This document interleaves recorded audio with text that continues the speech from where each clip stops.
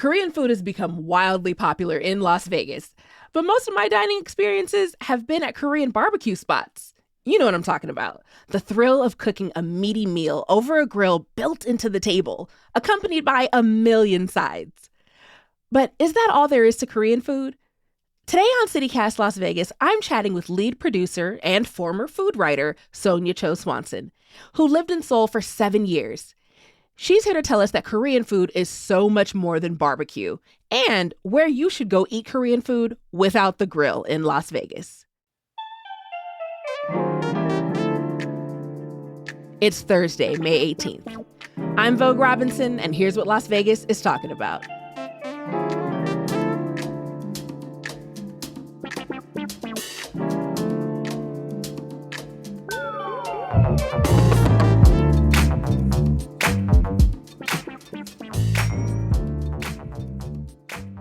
Good morning, Sonja. Welcome to the show that you produce. Welcome to CityCast Las Vegas. Hi, Vogue. So good to see you again. I'm excited to talk to you about Korean food today because I feel like you know so many more things than I know for sure.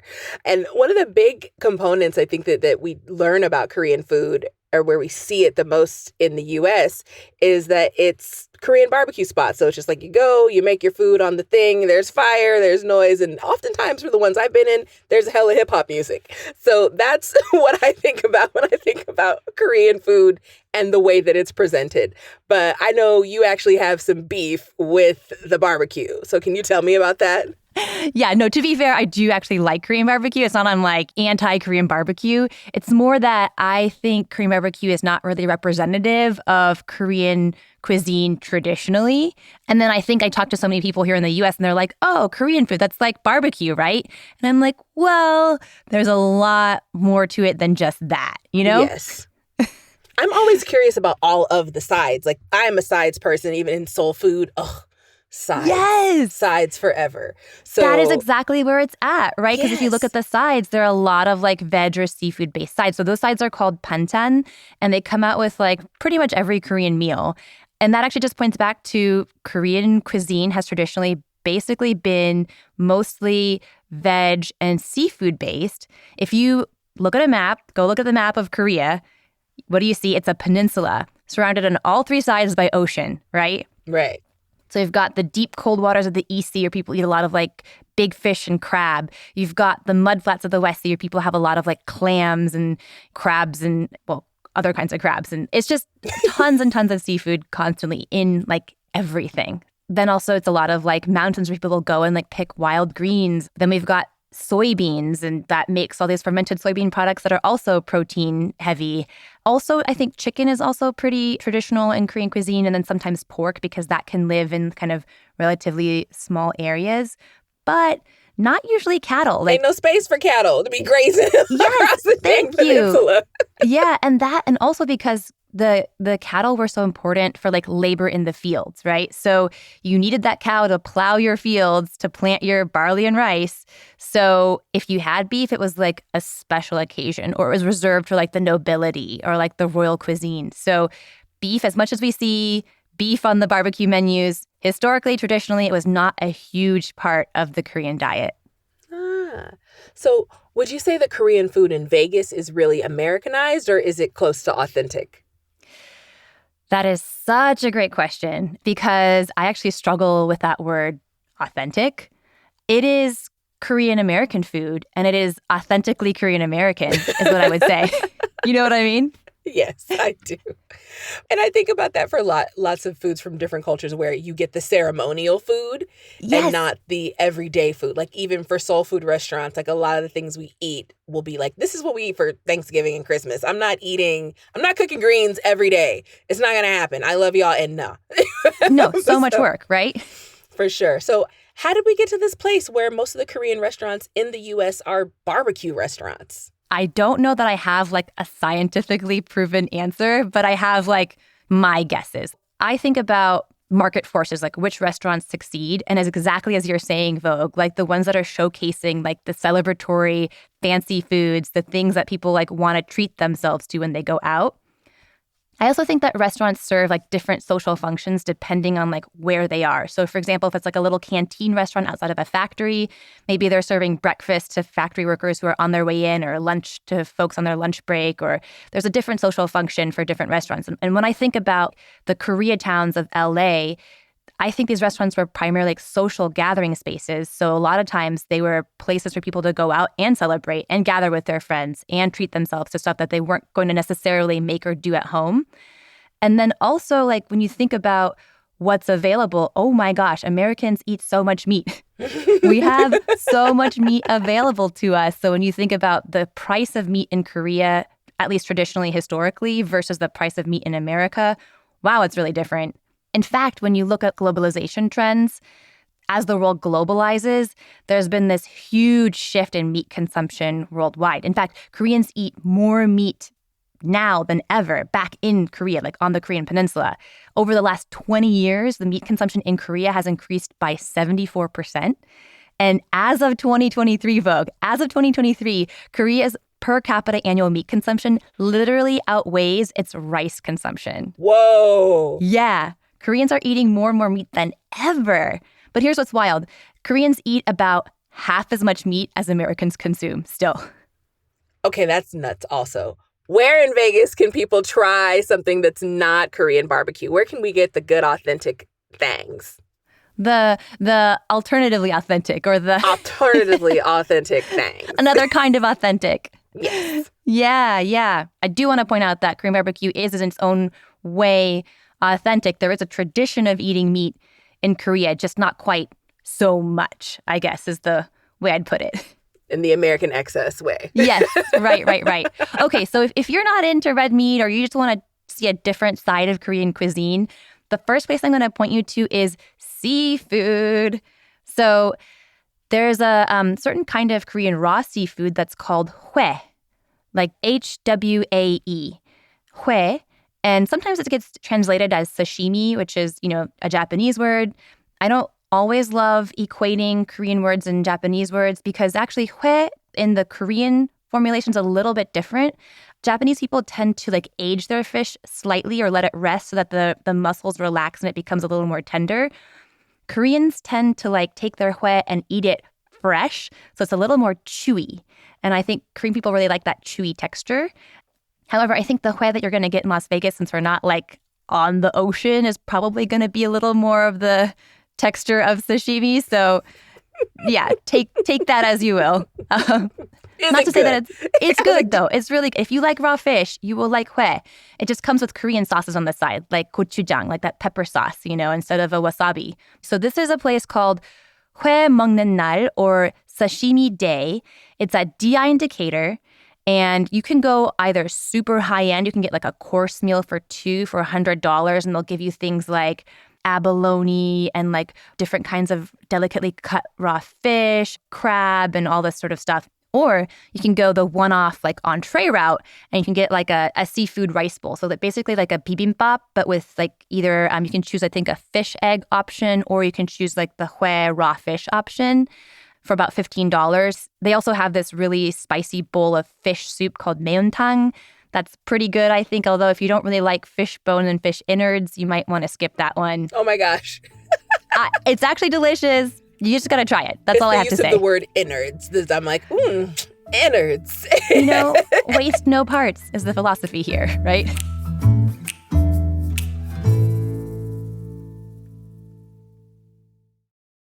That's multiple things off of that menu. What's your next recommendation? Okay, my next recommendation is a dish called sundubu. So sundubu is a really hot, bubbling bowl of soft tofu stew. And my mom and I, our favorite place to get this is at a place called Mr. Tofu. It's on Spring Mountain in Arville. And tofu has different textures, right? You'll go to the grocery store and you'll see all the different textures. Extra firm. Yes, right, exactly. That's my type. Yeah, so it's basically just the water content of the tofu. And so sundubu is like the softest, like almost like pudding texture, creamy tofu. And I love it. It's my favorite. It's so good. It's just tender. And so what they do is they put it into a hot stone bowl so it comes out to your table like bubbling and like boiling hot. It's got broth. You can choose different flavors. You can choose like a seafood flavor. You can choose like a totally veg, like mushroom flavor. They'll give you an egg, so you can crack an egg into the boiling pot of sundubu when you get it. So it cooks the egg in the stew. It's so good. I really like that dish at Mr. Tofu. I've been wanting to experiment more with tofu, so thank you for that recommendation, because I'm down. I'm down to try. Yeah. And what's your last recommendation? So my next one, there's a whole category of Korean food that's just for drinking. When you go out with your friends and you're just like shooting back the soju. Yeah. Yeah, it's called anju. Okay. And it's what you have when you're drinking. It's food, because you don't really I think in America you can go out and you'll have a glass of wine or you'll drink a whiskey or something. With Korean culture, you don't tend to just drink by itself. You try to eat while you're drinking too. So Soyo restaurant, which is down on Rainbow and Windmill, they call anju tapas on their menu, but it's just the way that they translated it. They've got a couple of seafood things on their menu that are really fantastic. So there's a seafood stew, like a chungo it's called, a seafood stew that has mussels and fish cake, and it's just hot and boiling and bubbling. And it's just it might sound counterintuitive as a drinking food, but when you slurp up this hearty broth and then you have a little beer or soju on the side, it just kind of works. The other thing that's a really popular anju or drinking food are savory pancakes. And they're just so delicious. They just get crispy and they're tender on the inside. So they have a seafood and scallion pancake, which has a bunch of different kinds of shrimp and maybe some mussel or some squid maybe. The other one that they have is a kimchi pancake. So if you like kimchi, try kimchi in a pancake. And it is crisp and warm and toasty and so pungent. It's so good. Yes. AJ will just eat kimchi straight. I will eat pickled ginger straight. I'll just eat. Woo.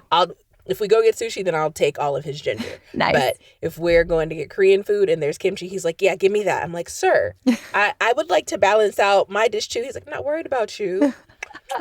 And it's addictive. Kimchi is so addictive. Yes.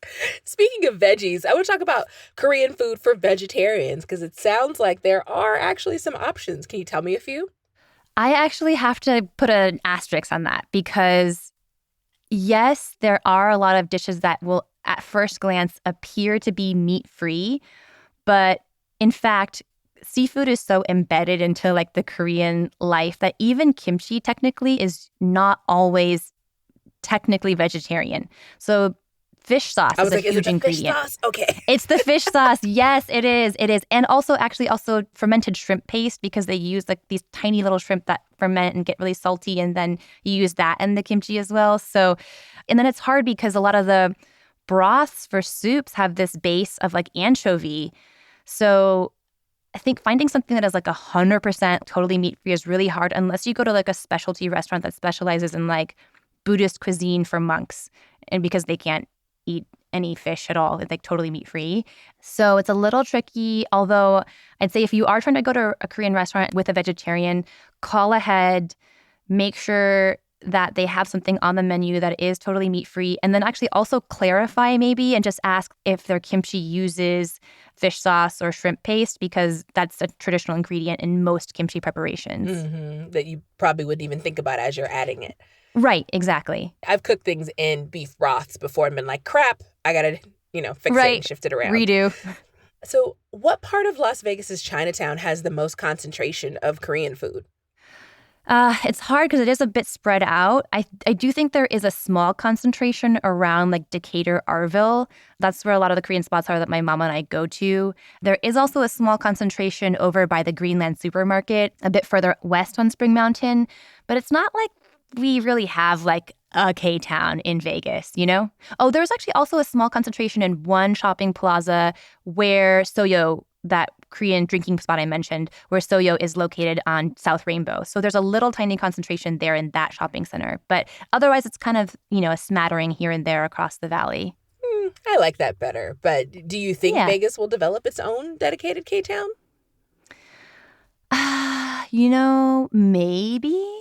But it's so hard to imagine that happening, just because Chinatown is so densely packed with such a variety of places, right? You've got your Vietnamese restaurant next to your Thai restaurant next to your Shanghaiese restaurant and your Korean spot. I mean, it's just such an amazing, beautiful blend.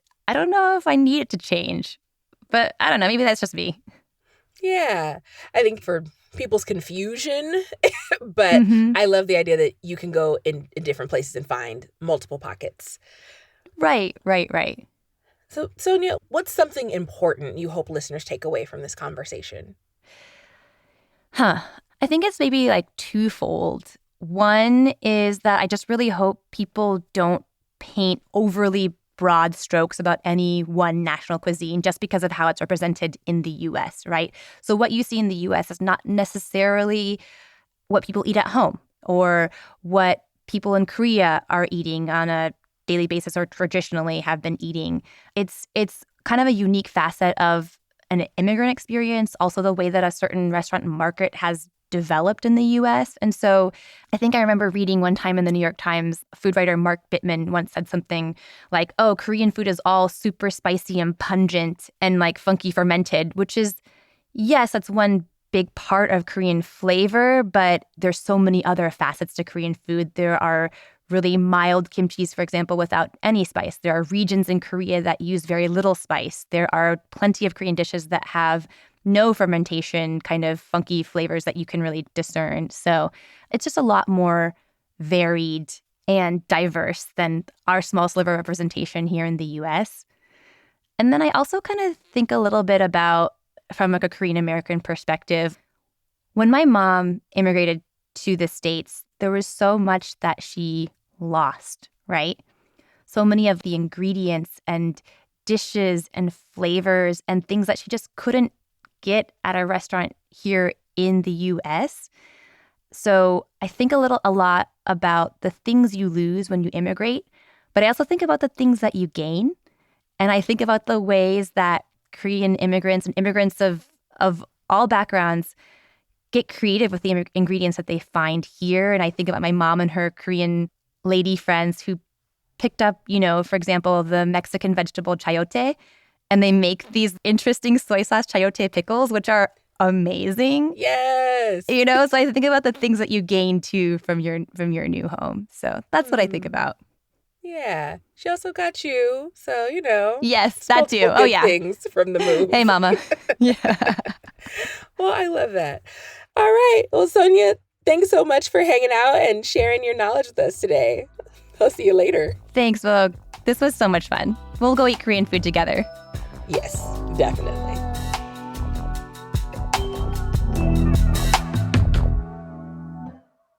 Before you go, a little news. Y'all, Clark County School District wants to sue Facebook, Instagram, TikTok, and other social media platforms for promoting negative mental health among students. Numerous accounts run by kids bully others or document student fights. This will be one of many issues discussed at tonight's school board meeting. Meanwhile, on Tuesday, county commissioners voted to approve the creation of an Ethiopian cultural district around Twain and Decatur. With its many Ethiopian restaurants and markets, this area has been a cultural hub for the valley's 40,000 Ethiopian residents. It will also be Clark County's first designated cultural district.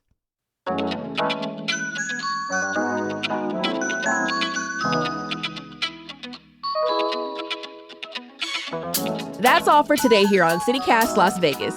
If you enjoyed the show, let us know by rating it and leaving us a review. Then share this episode with a friend. Literally, go send it to them now. And make sure you're both subscribed to our morning newsletter. We'll be back tomorrow morning with more news from around the city. Take care.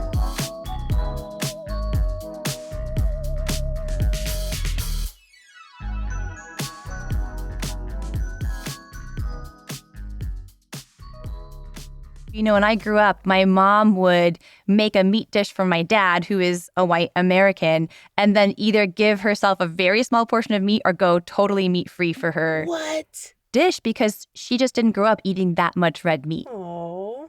Yeah, just wasn't a huge fan.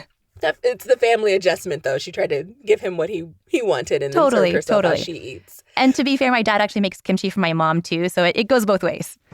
I love it. Yes. Super cute.